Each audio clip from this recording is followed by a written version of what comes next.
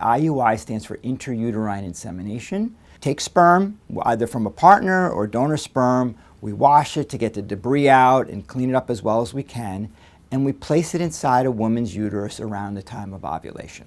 So the decision in regards to starting the intrauterine insemination versus in vitro fertilization really depends on what we have been able to find during our diagnostic process. For example, if a couple who come to see us have fallopian tubes that are blocked, then the treatment plan is in vitro fertilization because we will bypass the tubal process. If our diagnostic results indicate that the couple have unexplained infertility, then there is an option to initiate the treatment with intrauterine insemination coupled with medication for a few cycles versus proceeding with in vitro fertilization. The reason we do that is because during intercourse, only 1% of the sperm make it from the vagina to the uterus, so most of it is lost. When we do intrauterine insemination, meaning we're putting the sperm into the uterus, we're bypassing the cervical mucus, so we're avoiding that 99% loss. We're getting most of the sperm into the uterus. Now, that helps a bit. I think there are a lot of patients, when they first read or hear about IUI, they really think it's the answer to a lot of fertility problems. I think it's important to note that it's really just an enhancement. It just helps us help you become pregnant a little bit better.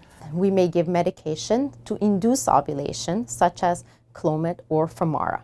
If the decision is to proceed with medication, then patients call us with the first day of the menses. We usually have them come to our office either on the second or third day of full flow, and we do an ultrasound as well as blood work to ensure that there are no cysts on the ovaries, as well as that the hormonal levels are appropriate and baseline.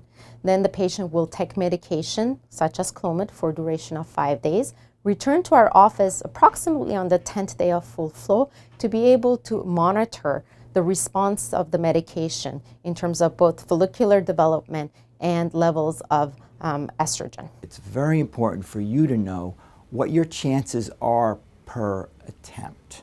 And these chances do vary by age, but I think sometimes some of my patients are surprised to hear, for instance, in women under age of 35, the pregnancy rate with Clomid and insemination is about 8%. So it might be better than couples who are trying on their own for a long period of time who might be at 2 or 3% per month, but 8% could be higher, and so sometimes that's a little bit discouraging. But I tell my patients, listen, do it 2 or 3 times, and maybe it'll work and you'll be lucky, and if it doesn't work, we don't do it forever. We have plenty of time to get on to something a little bit more aggressive.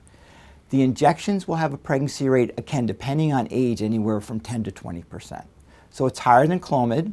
It's a little more work naturally because patients are taking, the injections. On the day of scheduled IUI, the male partner will come to our office and give us a fresh sperm sample. And generally, approximately 2 weeks after the IUI process, female will be taking a home pregnancy test and hopefully contacting us and letting us know that they're pregnant.